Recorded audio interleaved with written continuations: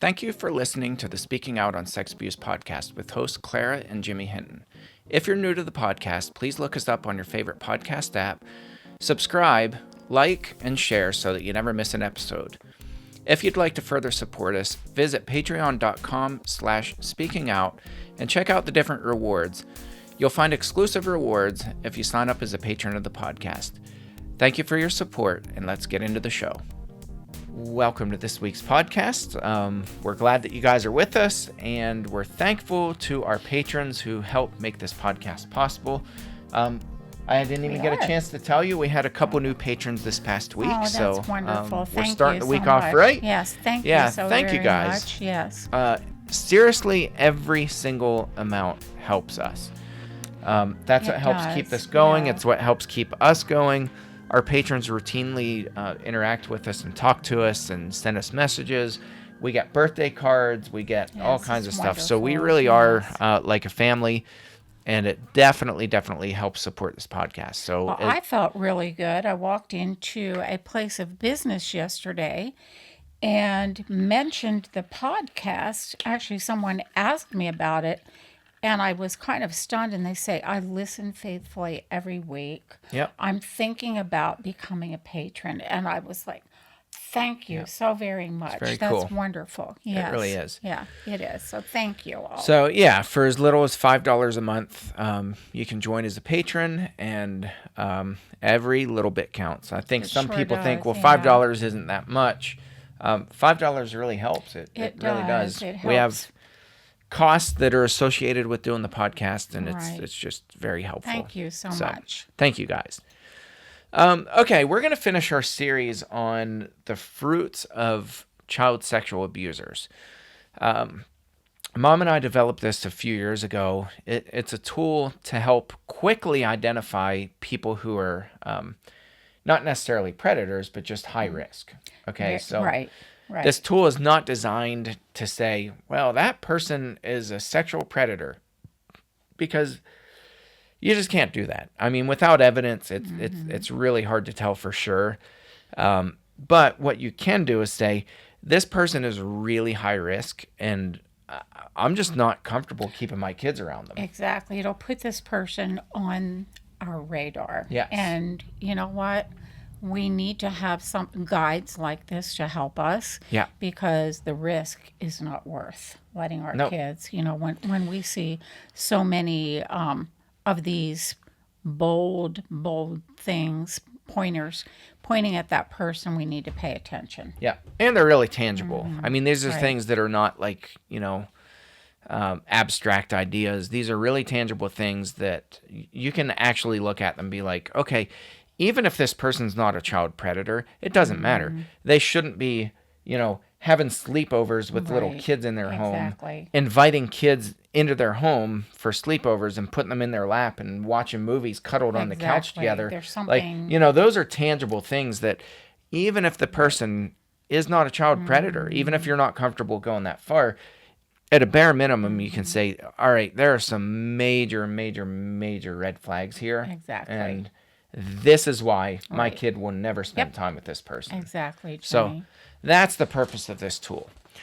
All right, we're going to finish up with, we have 3 more fruits out of the 20 to cover. And then we'll kind of talk at the end just a little bit about how you put this into practice. Okay, so the third to last here would be transportation. And again, all of these fruits are things that on the outside, they look really good. They look really helpful. They look like things that we would applaud people for.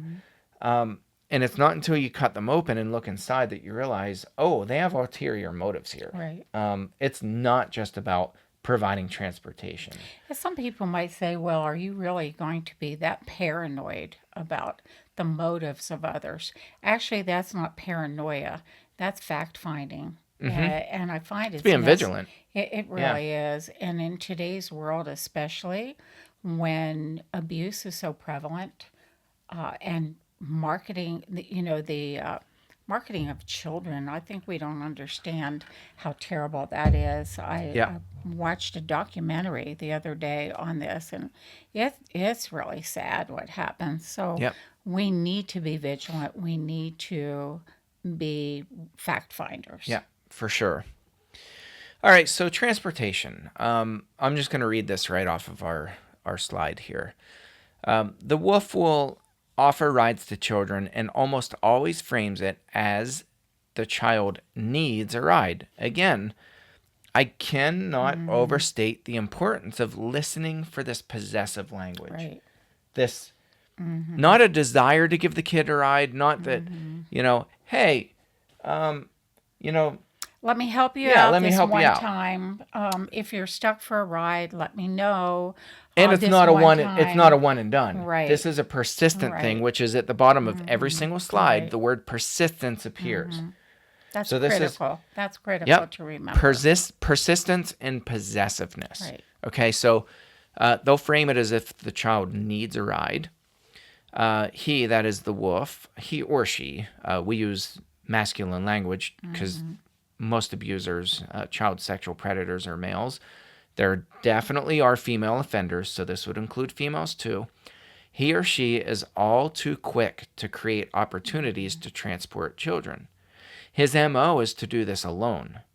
He will use alone time in the car as an opportunity to grope the child, further groom, threaten, rape, or just plain offer companionship while transporting the child in his personal vehicle. Many molesters use their car as a mobile grooming station. The trunk will oftentimes be full of food, toys, lubricants, camping gear, swim gear, children's clothes, sunblock, etc.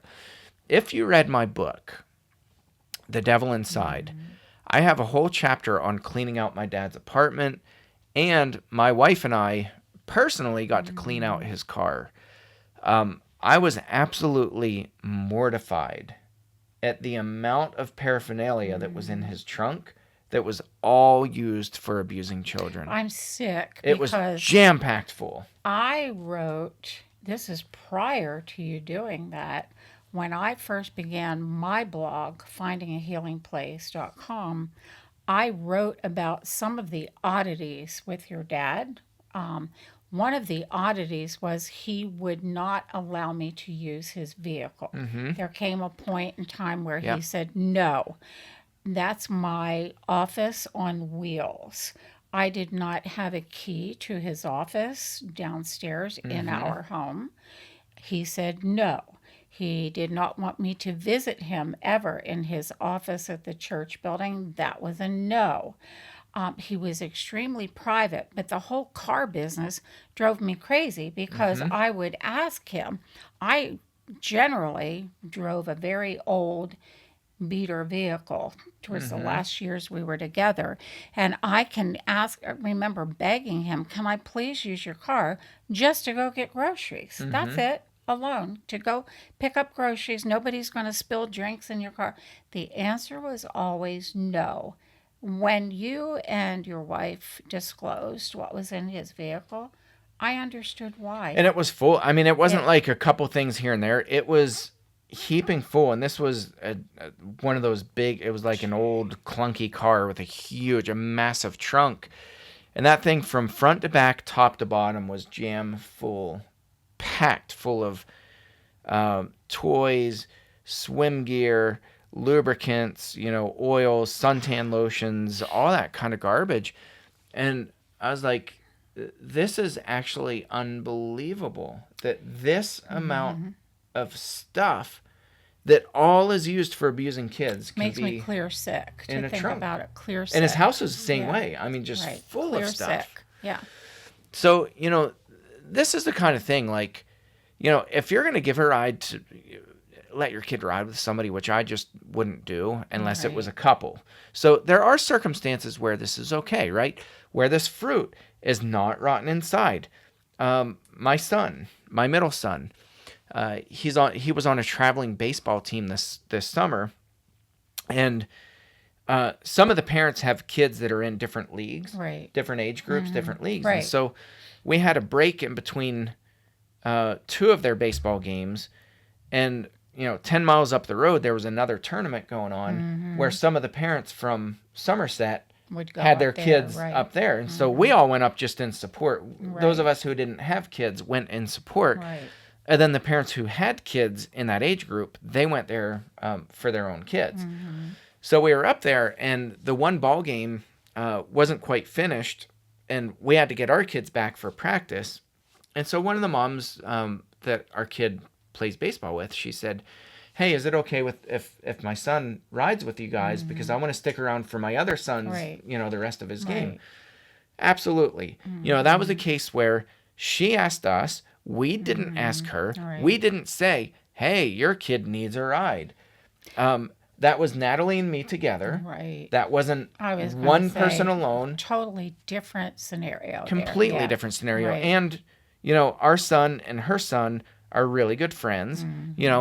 In that case, it was a, "Hey, can you give my kid a ride? Right. I'll meet you down there, as soon as this game is done. I'll That meet you down wasn't there. you going up to that mother and saying, "Now listen, I want to give you a break. Let me help you out." I am going to take," and it's always "I am going to."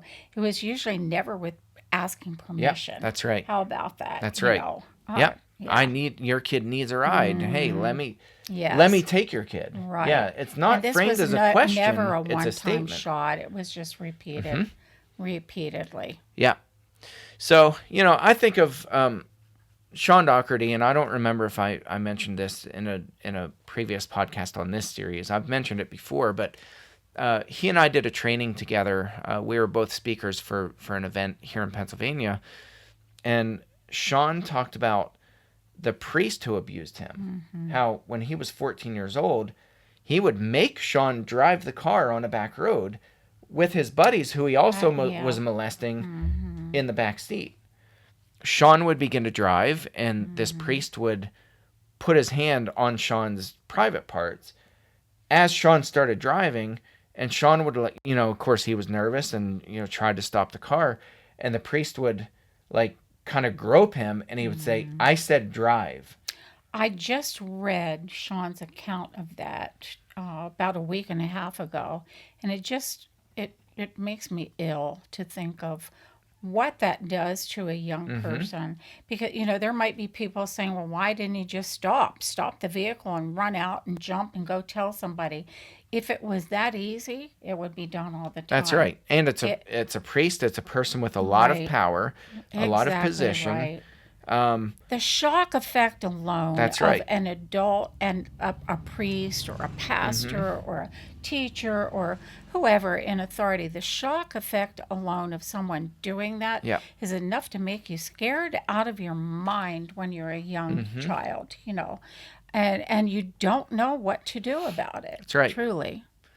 So yeah, I mean, if people are persisting and insisting on taking your kids for a ride and say that they need transportation, I'd say no thanks. No. I'll call a taxi before I would invite you to give my kid a ride. Okay, the next fruit is favors. This one's kind of interesting because, again, favors are not bad things. We do favors for people all the time. Sometimes we ask people for favors.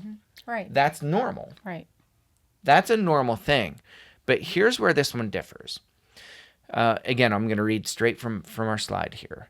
The wolf will manipulate both children and adults into doing favors for him, usually by making the other person feel bad for him. It may be as small a favor as helping to weed a garden, but it accomplishes these two goals. One, investment in the relationship. And number two, compassion and pity for the wolf. All right, both of these greatly reduce the likelihood of him being suspected of abuse because of the psychological impact it has on both the child and adult who've been groomed. Emotional grooming is a form of psychological enslavement. If you can control the mind, you can control the person. And the wolf never gets denied. No matter how absurd the favor, the adult always feels bad for even thinking of denying the wolf. All right, again, I'm going to mention Robert Cialdini's book once again, The Psychology of Influence. He mentions this. This is one of the 6 principles that salespeople use all the time. Right. They'll give a really big ask, like a really big ask, Like, hey, can you... And it's something completely absurd that, of course, you're not going to say yes to. Right. It's an impossibility. And so when you say no, it's a flat out no. Almost 100% of the time, it's just going to be, no, I can't. Of course I can't cannot do do that. that. I wouldn't even think of doing it. There you go. So that's immediately followed by a second ask, which is a lesser ask. And there's a psychological manipulation that's going on here where you're so relieved at that second ask that you're like, oh, well, that's all you need? Of course. And If you can't do this, can you at least do this? almost always the Yeah. participants would say yes. And it was like, I forget what the percentage was. I'm not even going to quote it because I just can't remember. But I do recommend reading that book, Psychology of Influence by... or Psychology of Persuasion. What's it called? Influence, the Psychology of Persuasion. That's it. By Yes. Robert Cialdini. I would put that in the top 3 must-read books on abuse. And the book has nothing to do with abuse. But it has everything to do with abuse. It does. I was going to say it has nothing but everything.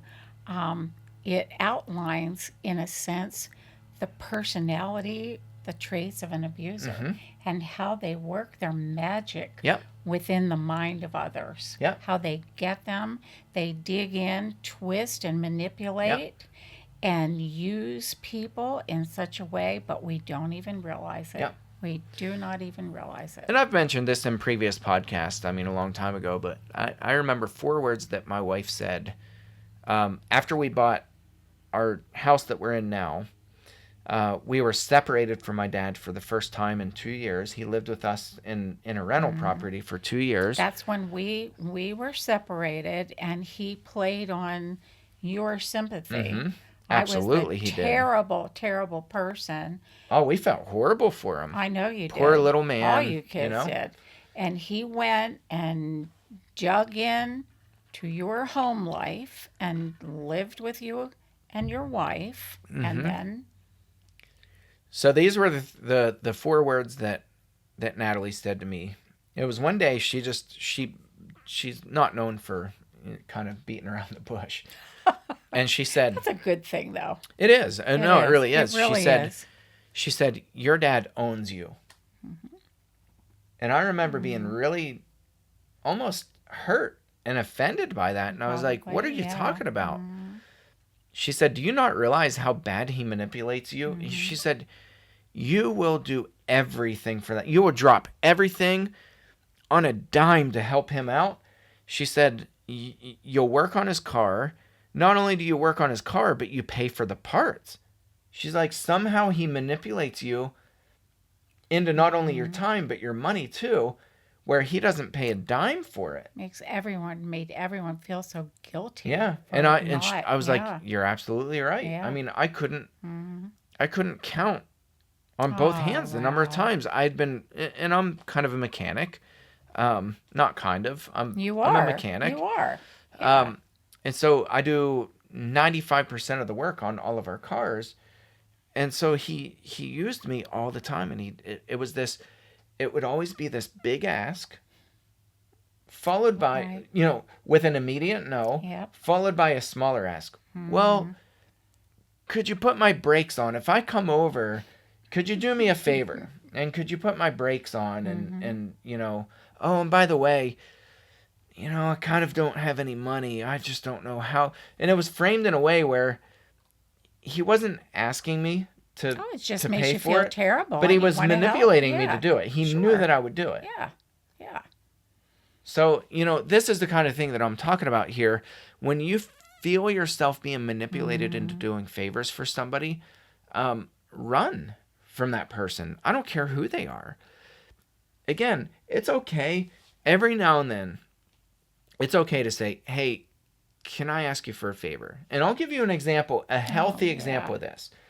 So, Dave from church, one of my best friends, and this guy is, just an incredible man. He's a terrific person. so and cool an and so awesome fun. friend. And, yeah, he is. And this guy would literally bend over backwards to help me and my family, and has. He's helped us so many times without me ever asking. He would just step in and be like, hey, how can I help Yep. you out?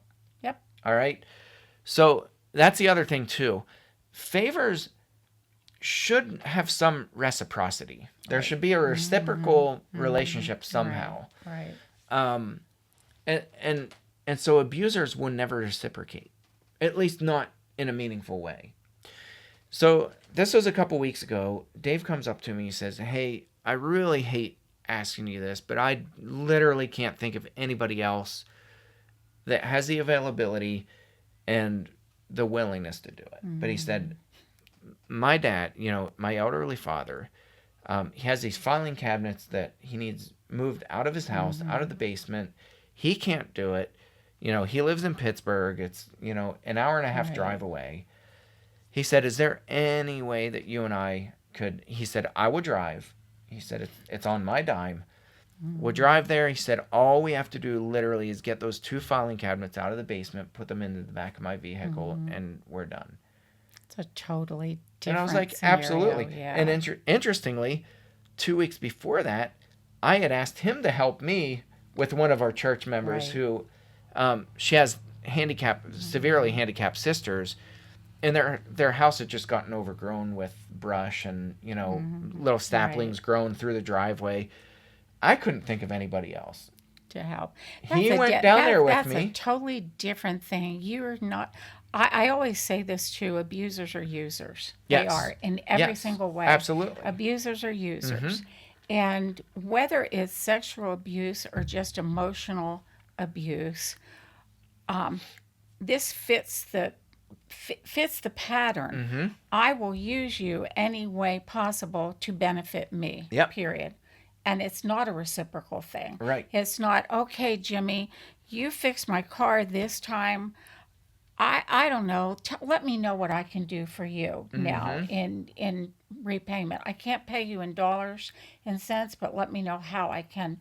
Or, when I get paid, I'll get you a gift card or whatever for doing that. It's always with the abuser, it's, I will use you to my benefit, and you'll never know it. And they'll give an You're gonna feel- insincere thank you, but it's always followed by another ask. It's Right. this constant, you're constantly Constantly. finding yourself Yeah. doing favors and giving up your time and giving up time with your family and giving up your money and your resources. But I like the other part of this because while the abuser is using you, he is also building the relationship that he has laid out for you. In that you will see him either as this compassionate, gentle person, kind person that now you had the ability to help, or as a friend, as a true friend. And it's like a friend helping a friend. Yep. And, you being the type of person you are would play easily into that. Same for me. I played real easily into that because I like to help people anyway. So And they prey on that. And they prey on that. Yeah. So, yeah. Yeah, and they don't just do this for the victim and the victim's families. No. They do this for all kinds of people who would otherwise maybe suspect that they're abusing. To So they're throw really everybody strategic in off. who they Yeah. do it to. Throw everybody off the path. Because Absolutely. when you feel sorry for somebody, I'm telling you, there's some psychological thing inside your brain that happens where even if you really see something blatant, your mind is going to erase that and be like, no, there's no way this poor little man. Even if you don't like that person, there's something that pricks at your heart. If you are a genuine person that loves to give freely, Yep. and it'll prick at your heart and make you feel so guilty that you cave anyway. Yep. And that person knows it. The Yep. abuser knows it. So here, this last fruit is a cousin to that fruit. So Right. this is partnership. Again, as with all the previous 19, on the outside, these are things that we need. We need partners in life. We need partners in the home. We need, companionship. We need other people to do life with together. Yeah, that's what We makes have us to. thrive. Yes. Absolutely. That's what makes life enjoyable, life fun, life blessed. That's all. Yeah. So here's what we wrote here. If emotional grooming, that is that previous fruit of asking favors, If emotional grooming is the negative side of psychological enslavement, team building is the positive side of psychological enslavement. So it's this idea that there's both a negative side, this asking favors and this emotional grooming and really entrapping you to be a helper in that person's life, and you feel tired and you feel annoyed, but you still do it. That's kind of the negative side. And you are committed to that person. Absolutely. And that's when my wife said, he owns you. She was absolutely right. But partnership is like the positive side of that. And it's just a reinforcement that really entraps you psychologically to this person.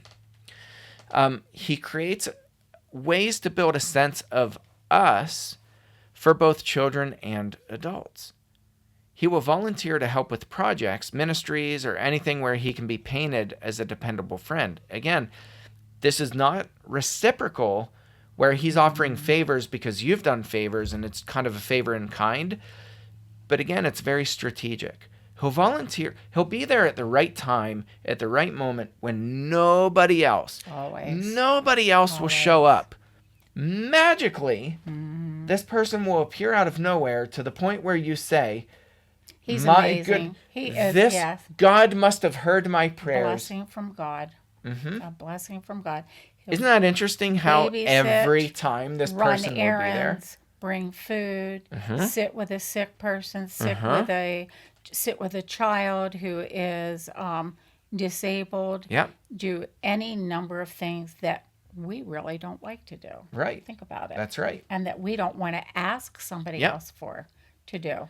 And I would argue that this is the one fruit out of all the previous 19 where they don't ask you or demand it or have this possessive, you need me to be your partner, you need me to show up. This is one where they just strategically show up at the right time. And it makes you want to be with that person. That's exactly right. And that's what we have written here at the end of this.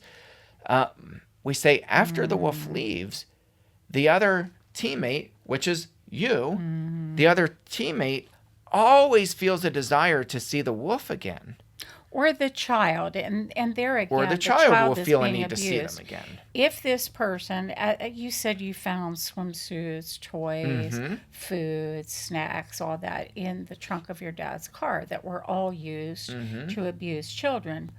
Well, he abused them, but he also gave them fun toys, took them to fun places, did fun things with them that their own parents didn't do. That's right. And by his words, they would ask him, Mr. John, when can we hang out again? Even when he was abusing them, even when they would ask him to stop.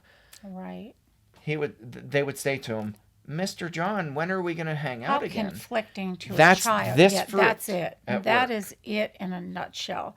And to the outside person looking in, man, it's like, I don't have time to do that. I don't have time to do that with my own kids, let alone volunteer to go take somebody else's kids to the amusement park, to a movie, to out to a restaurant, to throw a little birthday party for them. I'm too exhausted to do it for my own kids. And here's this person, how awesome they are to take their time to do that. And you have the child who says, can we do this again, please? This was so fun. It was just a lot of fun. It makes me just clench my teeth when I think how evil the wolf is, how totally evil the wolf is. And it's just so hard sometimes to depict, to pull apart, unless you line these fruits up together. And honestly, Jimmy, I think it helps when you make a yes-no column and you put the fruits down. Kind of like a flow chart. Flow chart. Yeah. And, where there are maybe 3 or more on that side, it's like, watch that person. Just watch out. Because that's not the norm. That is not the norm. Yep. So we said here that, the other teammate always feels a desire, whether it's a child or the adult, always feels a desire to see the wolf again. And the stage has been set for further party invitations sent again, not by the abuser, but by the unsuspecting victim's parents. Awful. They're now the Yeah. ones saying, Right. my goodness, my kid had so much fun at the park or up in the woods or, wherever it was. Yeah. Is there any way we can set up a play date again? I'm shaking my head because I'm thinking of actual people we have interviewed on the podcast, actual instances where this has happened. And afterwards, it's always the same. I didn't see it happening. I didn't see it. And you don't. When you're in it, you don't. You don't. I mean, it's kind of like when Natalie said, your Yeah. dad owns you. And I was like, wait, what? You don't I didn't see see it until she right. said it. Until I it's didn't see pointed it. out, and you have to actually step away. And then it's like, whoa. It's kind of like focusing the picture. You begin to see more clearly Yep. what's going on. Yeah. So what do you do with all of these? Again, like Mom said, for me, people have asked me, well, how many of these fruits does it take before somebody's, really on your radar? And then another question we get asked is, well, how do you prioritize these fruits? Are there different fruits that are, they take more precedence over the other? The answer to the first question is I don't really know. You mentioned like 3 or 4. Yeah. That for me is kind of like the sweet spot where I'm like, all right, one thing could be chalked up to somebody just not really having boundaries and, kind of being the cool, they're like the cool person or they think they're the cool person who's like, hey, I've got a cool set of preacher, wheels, the I'm going to give you a cool ride uncle, or the cool whatever. grandfather, the cool aunt, Yeah. whatever. So right. for me, one does put one of these fruits, 1 out of 20 would put somebody on my radar, but I'm probably not going to be like, man, that's unsafe person. All right. Right. One would put them on the radar and it'd be like, all right, we have some boundary issues with this Right. person. Let me take a closer look. Right. All right, from a distance. All right, if you have 3 or 4 of these, at that point, I'm saying, okay, there are some really unhealthy patterns here. Right. This person is really on my radar. Absolutely. If you get 6, 7, 8 more of these, then I'm saying my kid absolutely will never be around this person, Yes. even in public. I will say yes, yes, and yes. And I myself will withdraw from that person. Yes. I don't want a friendship with that person. And the reason I don't, Jimmy, is because of my personality being who I am. Like I said, as a general thing, I like to think the best in all people. That's not always good. Nope. And I love to help people. That's not always good. Right. And I feel guilty very easily. Somebody can guilt me into doing things that, helping them, giving money, giving of my time when it wouldn't necessarily be good for me to do that. Yeah. So I have to distance myself from such people too. Yeah. It's like, no. Nope. You're going beyond too many boundaries for me. That's also. right. So what does this look like in practice? I mean, for me, there are a couple things that I kind of look for and or say.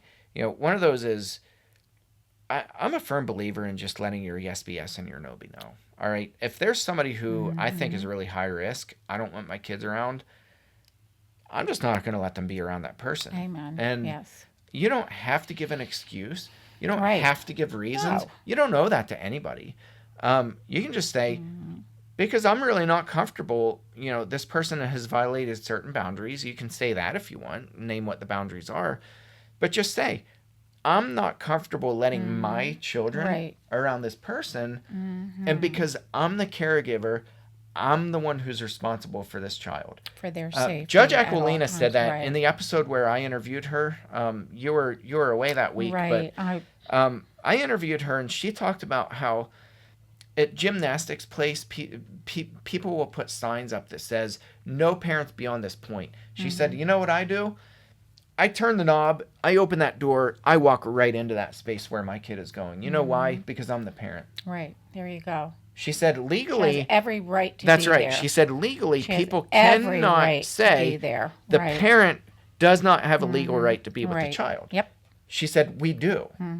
Even in a private Right. setting, We have Absolutely. the right to be with our children. Right. So her thing was same kind of thing. Let your yes be yes and your no be no. She said, my policy is my kid is going back into another room.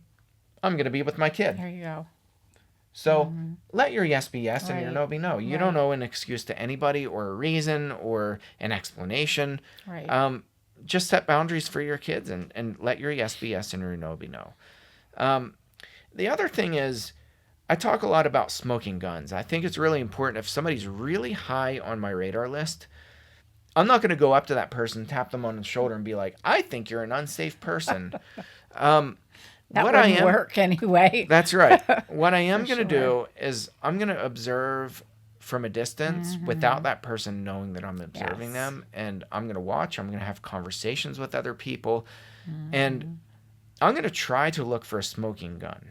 Um, if I see kids that are uncomfortable around this person, or if I see things that are really alarming, um, I might start talking to a lot of individuals and see if there's something deeper there. And eventually, what I Yes. found is that oftentimes you will find a smoking gun. You'll find a victim who Yes. comes forward and they're like, I was afraid to say anything. Right. Um, Because there's people in authority. There's people, or or they've I been. didn't think, I thought it was just me, I or I thought didn't it think anybody would believe me, exactly or on right. and on and on and I on. thought I was the only one that saw this or heard this or experienced That's this. right. So, those are kind of the two things that I look for. And, in some cases, this just means you may never find a smoking gun, and that's okay.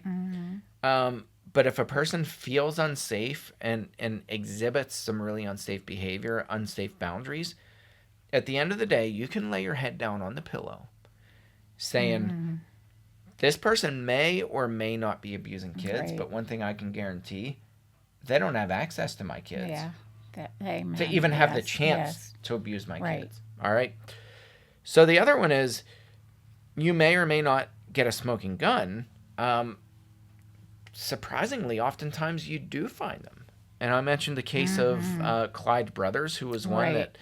that, this guy got arrested after I presented the fruits tool for the first time. The first two churches that I presented it to,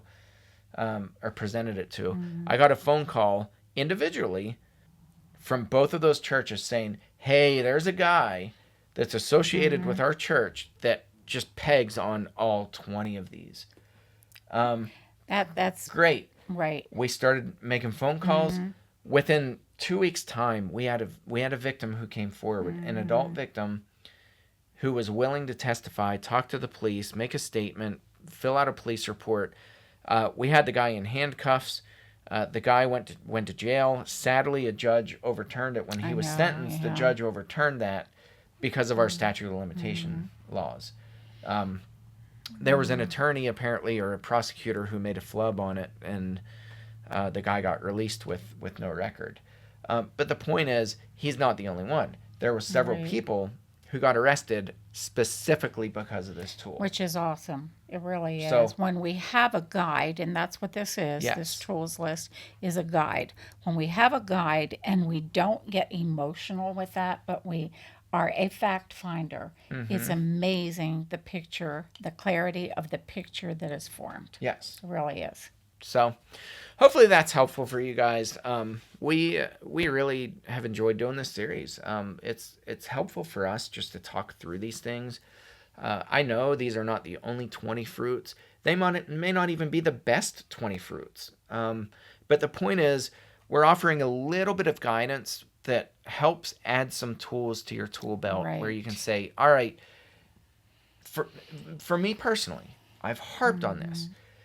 The red flag behaviors of abusers, of child sexual predators, it just doesn't cut it for me. No. It's not helpful. I've never found it helpful. I've never been able to take that list and say, all right, here's somebody who really is on my radar. It's just never worked for Things me. are somewhat outdated anyway. Abusers have gotten craftier. They've gotten much smarter. They've gotten wiser. They've gotten more experienced along the way. And the more we talk about this openly, if you think they're not listening too, think again. That's right. Because they are, and they're Right. sharpening their tools. Just as we're coming up with a tool list, they're sharpening their tools. All the time. All the Yeah. time. So, I mean, if you find this list and, maybe it's like partially helpful, but you're like, man, there's a whole lot of stuff that you guys are missing. Great. Make your own list. Right. You can piggyback on what we've done. You can expand on it. You can scrap it and make your own list. The But it's point is good not to have, right. Yeah, the point is not that these are the 20 Right, fruits that no. identify, we've really never said that, right. high risk people. Right. It's just a tool. But it's a good tool. Yeah. And it's a most updated tool that we have. And I think as we go along, we will add to that, obviously. And As maybe even take away from it. As we become more educated and, become more involved with the abusers, their techniques are incredibly smart. They're Yeah. very intelligent. Yeah. Very intelligent, so much so that you said your own dad has sat and laughed at people like us because we're so dumb in so many ways. And that makes me want to become more educated even more. Absolutely. We need to be Yes. 2 to 10 steps ahead of them. Which at is all hard times. to do because they're It is hard very, to very, do. very Right. skilled Exactly. at what they do. Exactly. It's a craft. So use this as a guide. When you are Xing off, marking off 1, 2, 3, 4, 5, beware. Mark that person and watch it. Keep your kids safe. Yes. Yes. So I will put a link to this tool in the description.